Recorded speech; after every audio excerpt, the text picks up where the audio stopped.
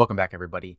Now, to wrap up this chapter, we are going to talk about renal tubular disorders, also called renal tubular acidoses. So the first one we're going to talk about is RTA type 1. RTA type 1 is sometimes also referred to as a distal RTA. You'll see in the next video, we'll talk about RTA type 2, which is actually proximal. So note that these are actually named in the order that they were discovered rather than the order in which they fall along the nephron. So if you recall, the distal portion of the nephron around the distal convoluted tubule is going to be approximately in this range of the nephron. So what's going on here? What's the pathophysiology? Well, what's going on is that we have decreased secretion of hydrogen protons in the distal tubule. Ultimately, this causes decreased formation of bicarbonate, leading to decreased bicarbonate in the serum, forming a normal anion gap metabolic acidosis. This is very important in that all of these RTAs are non-anion gap, sometimes also called normal anion gap metabolic acidoses. This is important because there are anion gap causes in which we have a change in the amount of unmeasured anions in the serum. However, here, this is not the problem that is occurring. So let's walk through this process a little bit and see why this is all occurring. So here you can see in an RTA type 1, one of the things that happens is that you get decreased amount of hydrogen protons secreted into the urine. Ultimately, this impairs the acidification of the urine. And thus, if we decrease the hydrogen protons secreted into the urine, it should make sense that more of them will remain in the body. This is what causes the acidosis or the acidemia in the serum. And thus, if we're not secreting hydrogen protons, if this molecule is not actually secreting these hydrogen protons, it's not going to split off, or we're not going to create as much bicarbonate as a byproduct of decrease in our hydrogen ion secretion.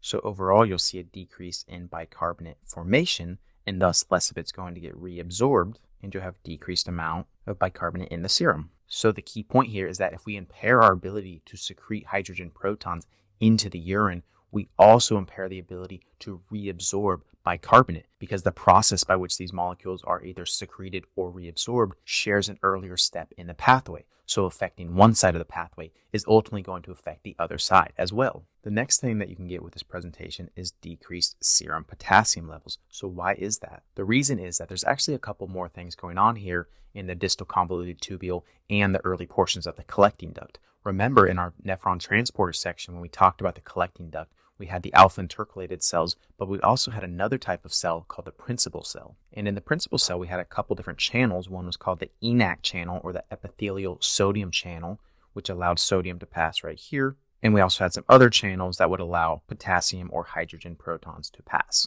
So if you recall, one of the primary roles of the ENaC channel was to actually bring back positively charged sodium into the cell. Typically, this would be balanced out by an exchange of potassium and hydrogen ions through separate channels. However, remember, we have a problem with hydrogen proton secretion into the urine. It's not simply limited to the hydrogen ATPase. There are other areas as well that are affected. And because of this, because we have a problem with secreting hydrogen protons, we don't fully counteract the change in the electrochemical gradient. And what I mean by that is if sodium is brought across the channel here, that creates a negative charge out in the lumen. Typically, this is balanced out with potassium and hydrogen ions. But if our hydrogen ions are not being secreted into the urine, well, the only way to balance it out, the only positively charged ion that can then be secreted into the urine is potassium. This causes an increase in our potassium being lost or secreted into the urine, which is ultimately excreted from the body. And this is why patients can present with hypokalemia as well. Additionally, it should make sense to you that if we're not able to secrete hydrogen protons into the urine, what's going to happen to the pH? That's right, the pH is going to increase, and we are going to get alkaline urine. Oftentimes, the number that they will give you is that the pH is greater than 5.5. I'll highlight that here in blue and say that the urine pH is greater than 5.5, and that's what we're showing here in the tubule. Again, why is this? Because we have a problem with secreting hydrogen protons into the urine. So then the next point that needs to be made is that we have an increased risk for nephrolithiasis, rickets, and osteoporosis. Why might this be? Well, it's reasonable to assume that if we have alkaline urine or a high pH, that's going to help precipitate kidney stones, particularly calcium phosphate kidney stones. So the two primary drivers of the increased risk of nephrolithiasis or kidney stones is this elevated pH that's going to increase our risk for kidney stones. And it's also worth noting that the high proton levels inhibits calcium reabsorption. So now not only do we have a higher pH, we also block our ability to reabsorb calcium. Remember our terminology here, reabsorbing calcium is taking it from the tubule, from the urine, back into the cell, back into the body. If we block that, more calcium remains in the urine, plus we have an elevated pH, which is a perfect environment for kidney stones to develop. The final point that's worth knowing here is that I've said that increased hydrogen protons in the body will increase calcium reabsorption from the bones.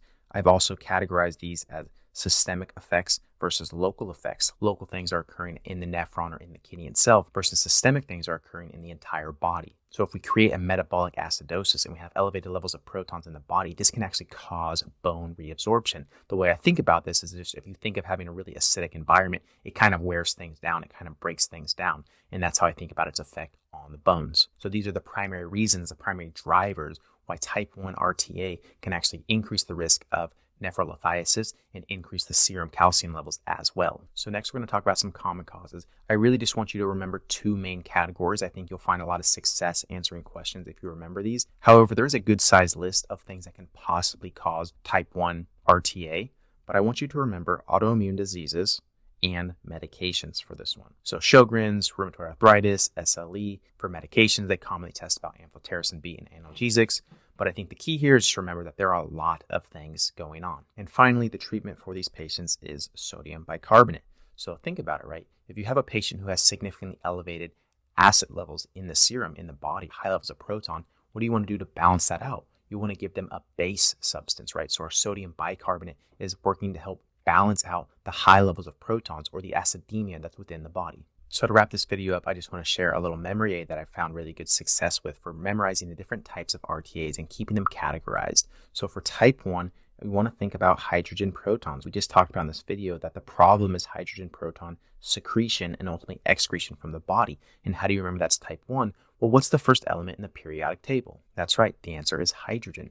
It's also important to know that H plus is one letter. So by using either of those methods, you can remember that H plus is the defect or the problem in type 1 RTA.